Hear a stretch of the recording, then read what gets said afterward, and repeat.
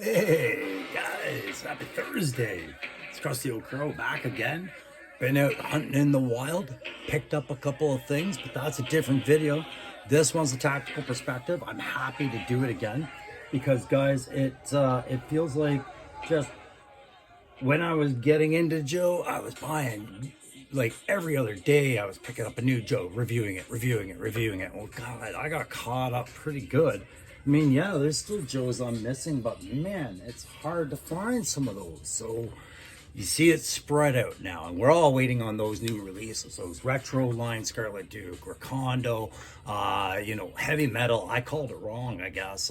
He's still not at my GameStop. I had no pre-orders in this week again, so that freed up a little bit of money in my budget to go, conversions or acquisitions. I keep it to about 50 bucks a week. That's what if I can get a figure under that, great.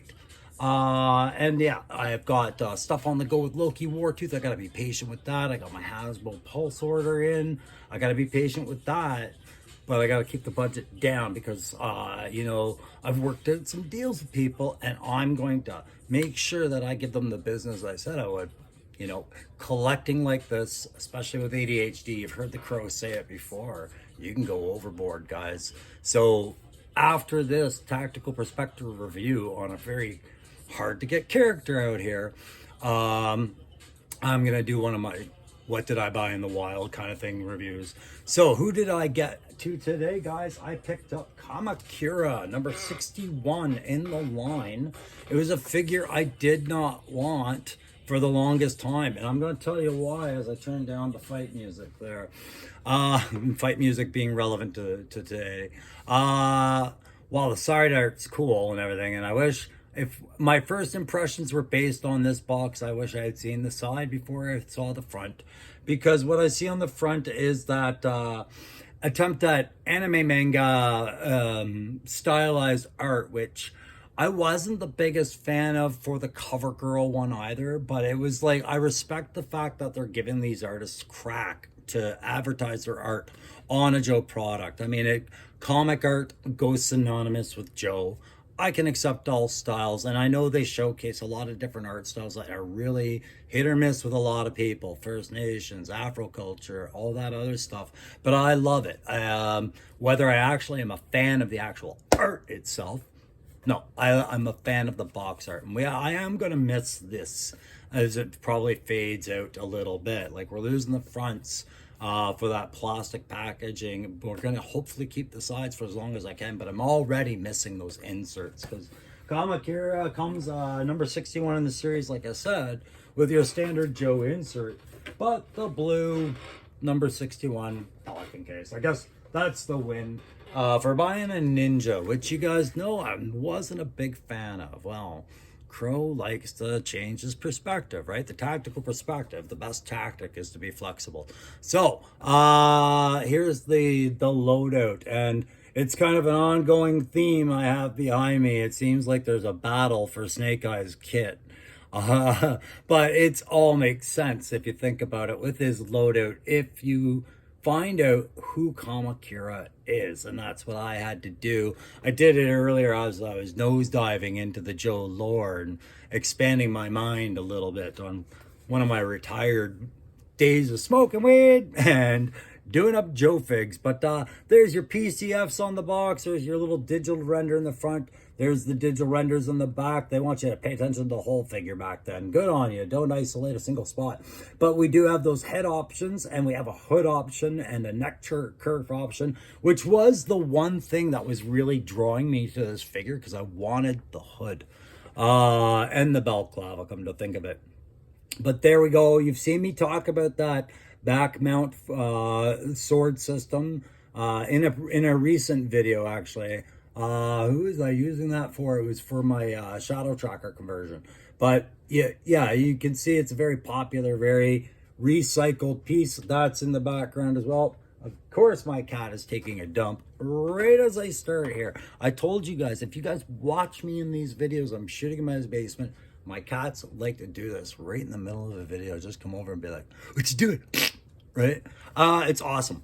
It smells great, and I try to keep a straight face. But yes, the rest of the loadout is very much a mix of Akiko, Snake Eyes, and the Storm Shadow sword set from.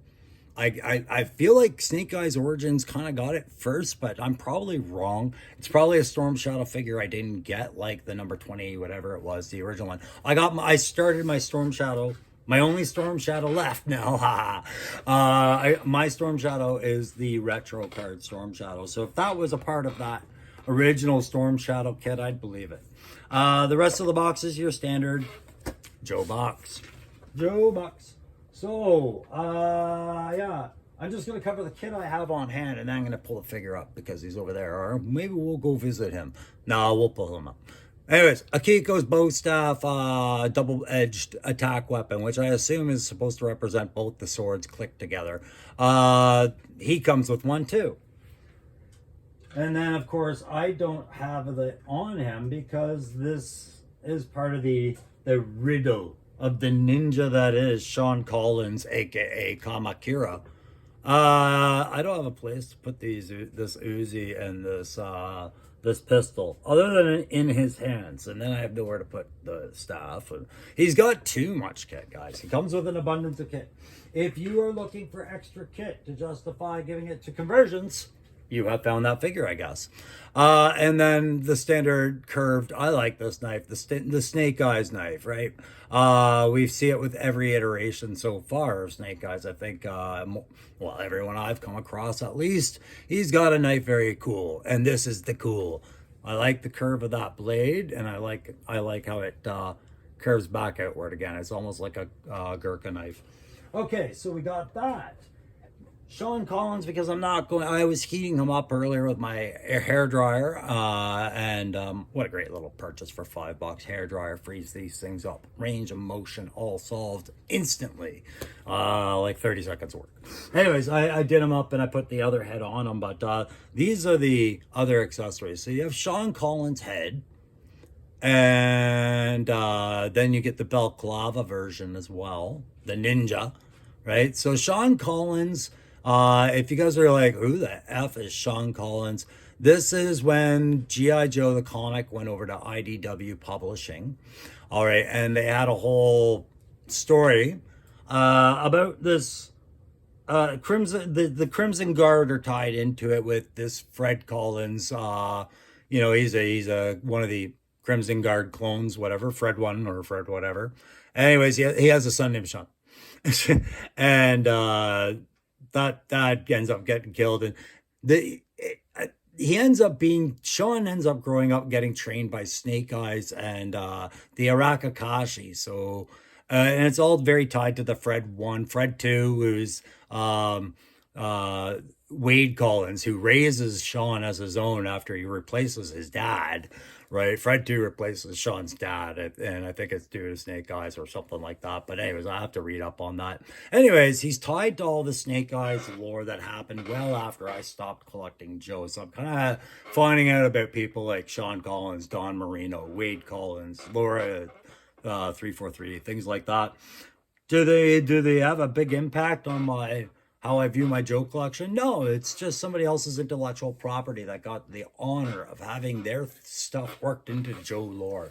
Now, do I care about whether it's canon or not? One last glimpse of that before I pull it away, because I'm going to go get the figure. Don't care, because I have my own Joe universe, just like so many out there, so many other YouTubers out there that I am inspired by. These guys sometimes talk about their Joe universe as they see it. I have my own too. So what's canon and what isn't doesn't really matter one little bit. Doesn't ruin any perspective I have on any of it. So I'm going to pull up Kamakura, and remember, like I said, I did not want this figure. Why? Because as I was new into the classified, and as a military veteran of 25 years in combat arms, and I've been in some hairy fights, guys. I've never once had a ninja ever on the table as a resource that was ever briefed to me in orders. And I've never been briefed of the enemy ever having one. So they are the comic book lore focus of the Joe world, right?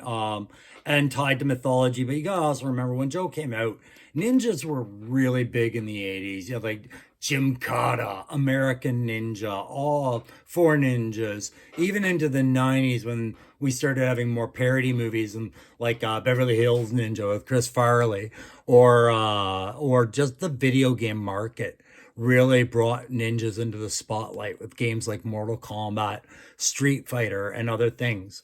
But are they a practical military resource? Absolutely not, because it's a irreplaceable skill set that you can't support really unless you're willing to raise child soldiers an entire lifetime just to qualify them as cannon fodder ninja, right? Because that is kind of how ninjas seem to appear to me in this Joe brand, like the Blue Ninjas, for example, would be a part of that.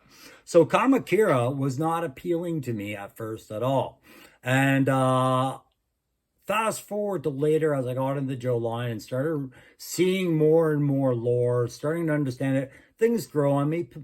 My positions aren't cemented all the time. I pivot. You've seen it with Python Patrol and stuff like that. I picked this up on Facebook garage sale. Thank you very much, Ash, for that. I got a very fair price on it, considering I can't find this anywhere else right now. It is kind of getting a little bit niche to find. I used to see it pop up at Toys R Us, so I was always thinking if the time came I ever changed my mind about it, it would be right there.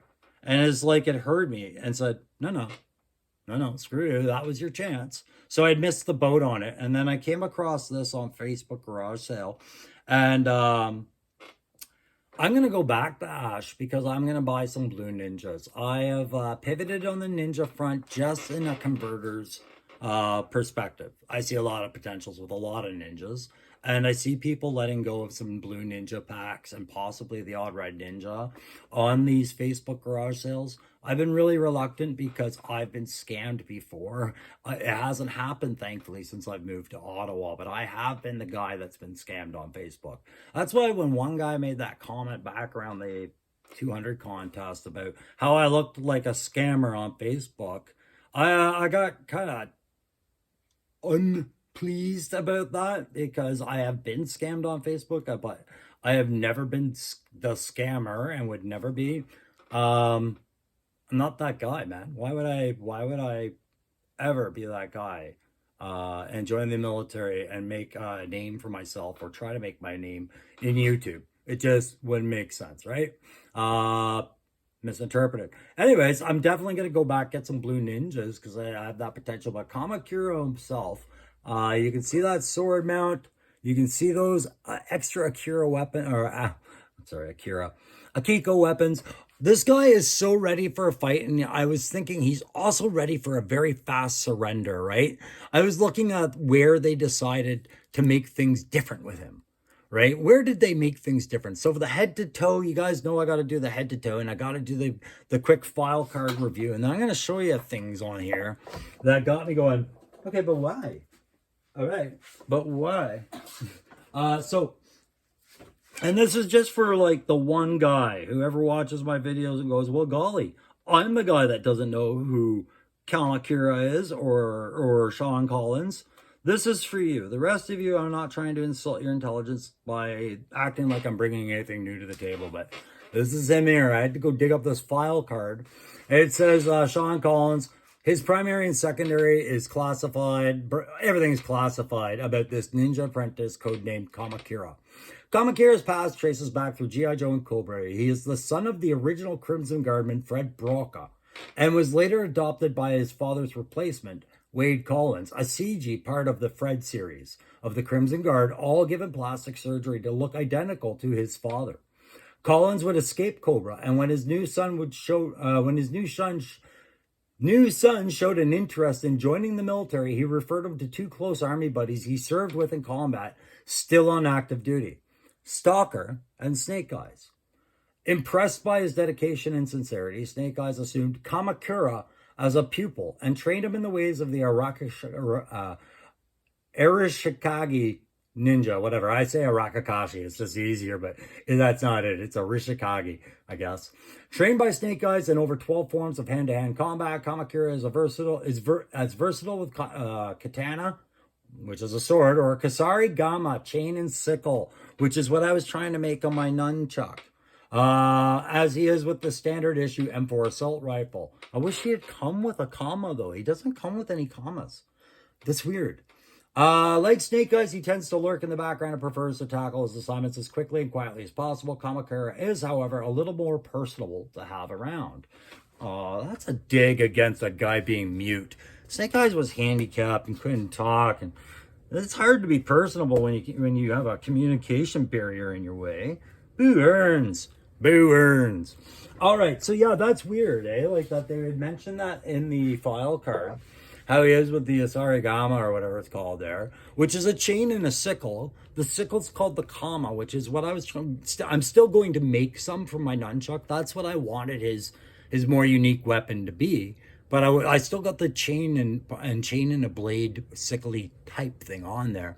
But to mention it on him and then not include some commas on there is weird, because there's a comma with the blue female ninja, I believe, which is why I'm getting that. I want that. I want to get a few ninjas, so I'm going to start collecting ninjas wherever I can find the deals on ninjas, because I have a vision of something stupid. No, don't say that about your stuff. It's something interesting for me. Maybe it'll be interesting for you once I get it going. But yeah, with him, where are the differences? I said I would get back to that. Okay, so I said he's ready for every kind of fight, which means he's got all sorts of swords. If he runs through these two swords, pa-chow, wow-chow, he's got these two swords suddenly in his hands. Pow-pow-pow. If he runs through those, maybe he picks up those two and he gets this pike on the go. Cha-cha-cha, right? Okay, that's not working. Then he's down to a knife, maybe a pistol or an Uzi. And the guys fighting him are like, hey, man, like, do you have every Joe's weapon? That stuff belongs to Snake Eyes. And he starts blocking shurikens, cha-ching, ching, ching, with that one armband. And if that's not working and all his weapons are done and he's about to get his ass kicked, he can just come up with the old clan symbol, cha-chow, and say, yeah, I was trained by Snake Eyes. Stop beating the shit out of me. Let's go. And that's it. Like, he just runs through everything right down to when people figure out, well, golly, I'm a friend of your dad's. Oh, we go back. I'm Storm Shadow. I'm just hacking around. No, I actually was really impressed with the figure's articulation. I was expecting it to be good. Oh, the head popped off though. Maybe I didn't have that popped on properly. I hope that's what it was. Maybe I gotta take the hairdryer to it. That is the one gimmicky thing I did. Whoa, hey. The one thing I wasn't, I'm happy about this hood, but there is a trick and a method to, clearly you're seeing me do it with the head, right? So without the hood, clearly the head's going to be very, very good in its range of motion, side to side, up and down, because there's nothing inhibiting it. But you are supposed to be putting this little kerchief around to represent that the hood is taken down. Sure. Okay, we can get rid of it. I think it's going to be easier range of motion without it. So I am going to take that hood off if I can right now. Snap. Oh no, I broke my Kamakura. No, that didn't happen. So you can see you've got to deposit the head and the hood through the front of the opening, which you'd think is easier than it is, but it's a little bit of a, if you got big clusterfuck thumbs like me. But yeah, you get it in and out of there, and then there's your peg hole neck part, right? So I love that hood. Like, that is the kind of hood I wish we'd see more of in Joe. I know Zartan's like, fine, Storm Shadow, all right, they're all right. This is solid. This is the kind of hood you would have attached to a jacket. Straight up wet hoodie, right? It is ideal, and I wish we would see more of these, included some of these guys, because it's a beautiful wet weather kit ad. And a lot of military jackets have that tucked into the collar as well. So I'll just pop that head back on, and I'm not going to put the kerchief on. There, poppity pop. Okay, what was that? Nothing off him. Don't worry about it. Anyways, there's that head. Range of motion, still pretty good. His seat's pretty low on his neck though. So maybe the up and down isn't what I thought it would be. He does have a ridge line on the back of the head there to keep him from going even higher. So I retract that. Down the chest, we've seen this chest before. Was it Nunchuck, I think, has that same chest. They just did a different arm design all over that. And gave him a chest rig. They didn't give Kamakura a chest rig, but they gave him lots of guns. Good choices all around.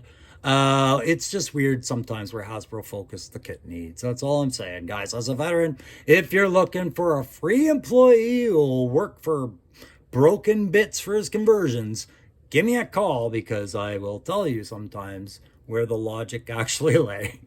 Yeah, that would be a dream job, wouldn't it? Just be one of the Canadian military advisors for kit for this stuff. Beautiful job. Anyways, everything else I did with a hairdryer, it's good. The only other accessory he's got attached to his body is this belt. That's where they've done the loop. I like what they did with this loop, more or less. They've put it on there and they've left it clipped on there. With Nunchuck, it was fine that they thought it was a cute little ad to have it detachable, and then you pluck it onto wind direction, right out the side.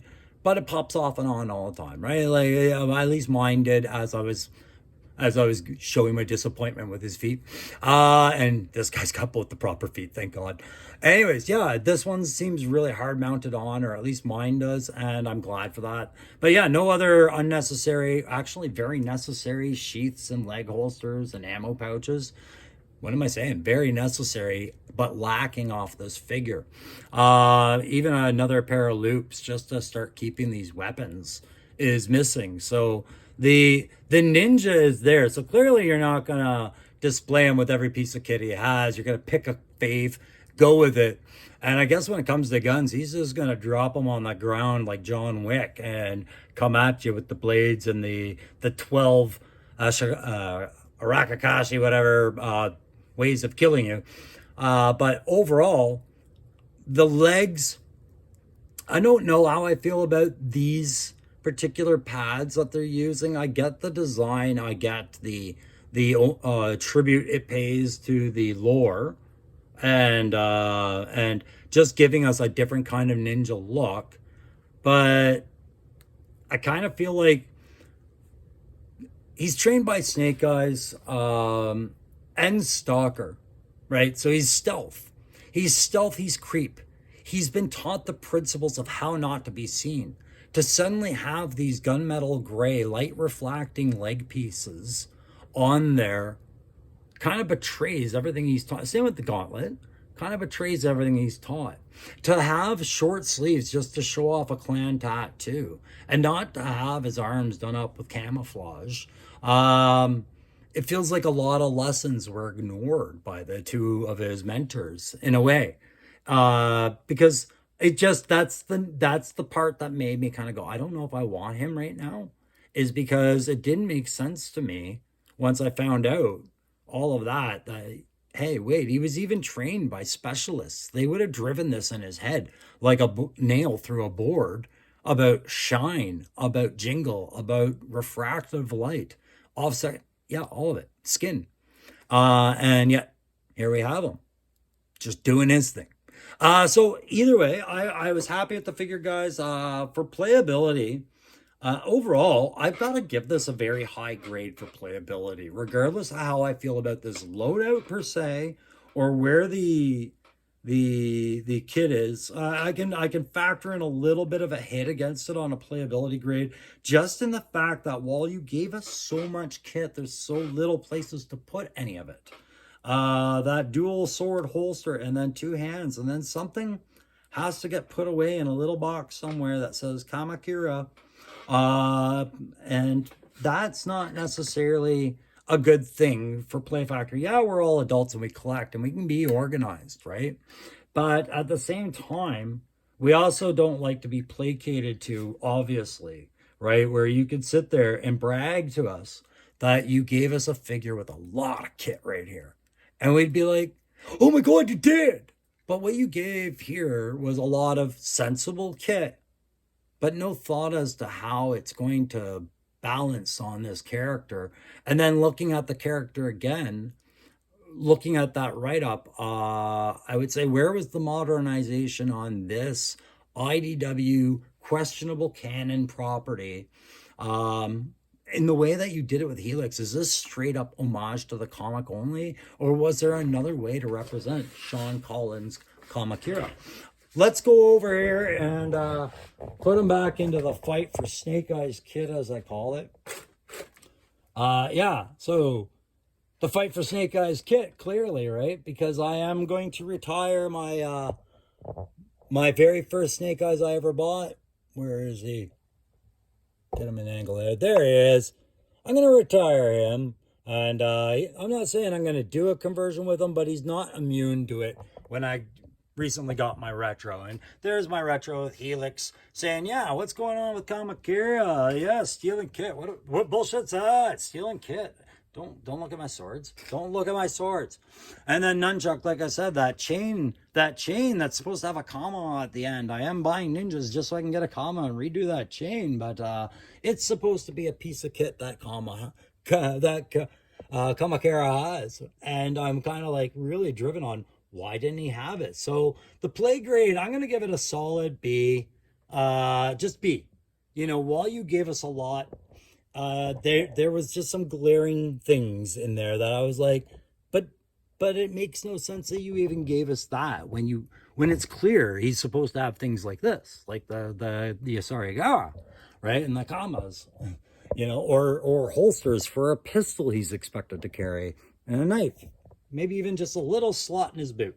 But tack grade, that's where he suffers. Okay, so I'm gonna hammer him because he was trained by military professionals named Stalker and Snake Eyes, who would have taught him about, you know, being a little less visible, and with that flesh hanging out, and then being told to wear green, but then he works in this silvery stuff, doesn't blacken his blades, doesn't cam up his flesh, brags about that tattoo.